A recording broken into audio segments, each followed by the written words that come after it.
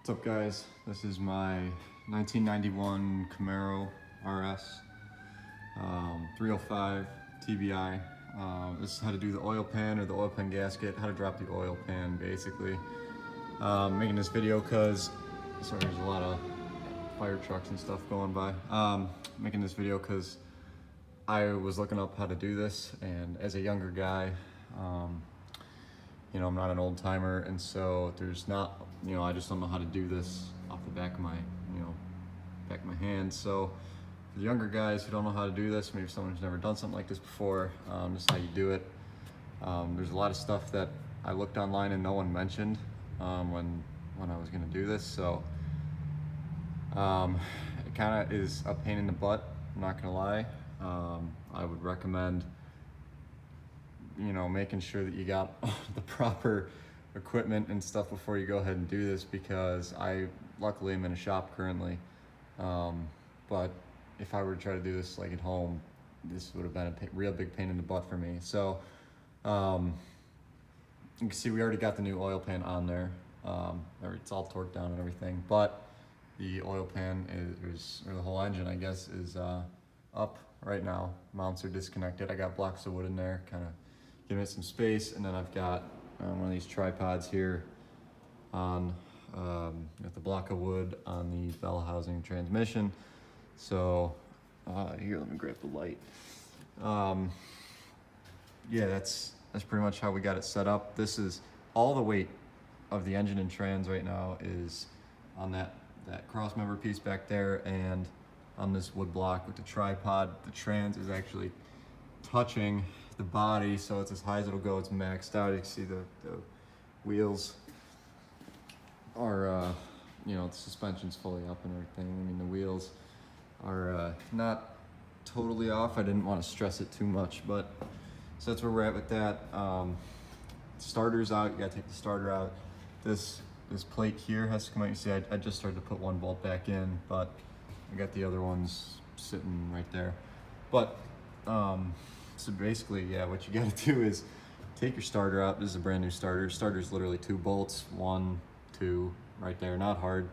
So that pops out. I didn't know. I would have, disconnected the thing fully. What you ought to do is disconnect the battery first, and then, disconnect the starter wires, and then disconnect the starter. I didn't know that I had to do that, so the starter's plugged in. I just got to hold it with a bungee cord and a rag over the wires there so it doesn't short out, but or ground out, I guess. But yeah, basically starter goes up there, then you remove that plate. That's really no big deal. Yeah, I mean, that's easy peasy stuff, nothing major going on there. That bolt there might be easier if you just take the oil filter off. I was able to get it with a wrench, so 10 millimeters, not a big deal. And then from there, what you can do is there's 2 bolts that go, those holes are supposed to line up there. Those ones are supposed to line up there. You just, here, I'll show you. It's a big nut, or a big bolt with a nut on the end. Not that bad. It goes right through. So you just take that off, pull it out. On this side, I did have to disconnect. You can see this brake. Let's see, this clip right here is supposed to be flipped down in the cradle here. That's for the brake line. I did have to move that because the bolt goes back on that side and it was hitting that. It wasn't coming all the way out, so you have to do that. And then what I did is, after you get those out, I mean, the engine's not gonna move. It's just sitting in its resting position there where it should be. And then what you can do from there is, get your tripod or your floor jack or whatever you're gonna do. I am fortunate enough to have a lift here. And you gotta lift up however you'd want to. You can lift up the engine. You can do from the top too if you got one of those fancy crane things. But this is just easier and more convenient. They recommend too in the repair procedure that you remove the distributor and stuff.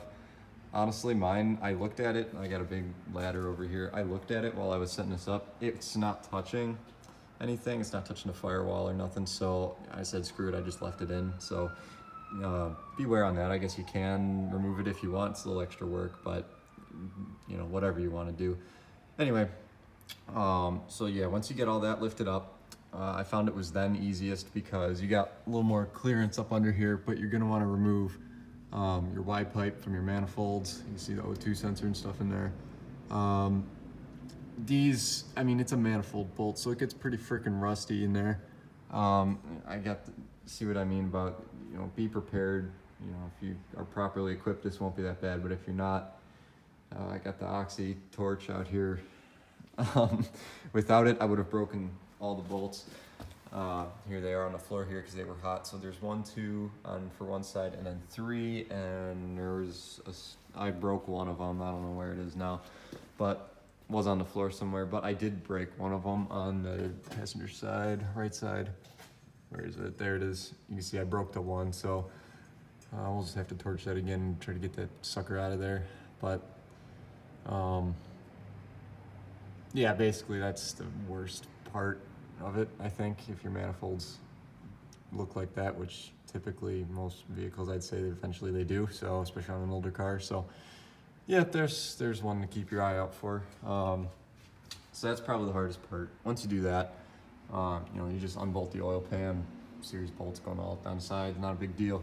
These ones back here, it's a stud, so you get like, I think it's like a 7mm socket, I think. And then a 13 for the nut, so you just do that on both sides on the back. And then yeah, oil pan literally just comes down, and you have enough clearance here without the exhaust manifold, or without the Y pipe, I mean, to just sneak it out.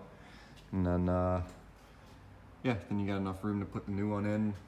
I tried not to scratch mine, but I did a little bit getting it in, but oh well, it is what it is. It's underneath, who cares.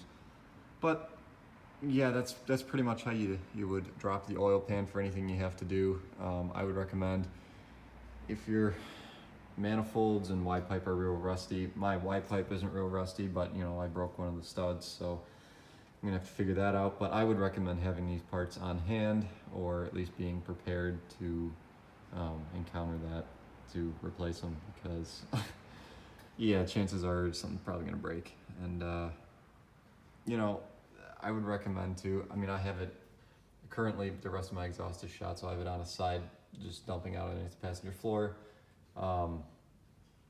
But I would recommend, you know, supporting your exhaust also. I don't care because I'm replacing this anyway, but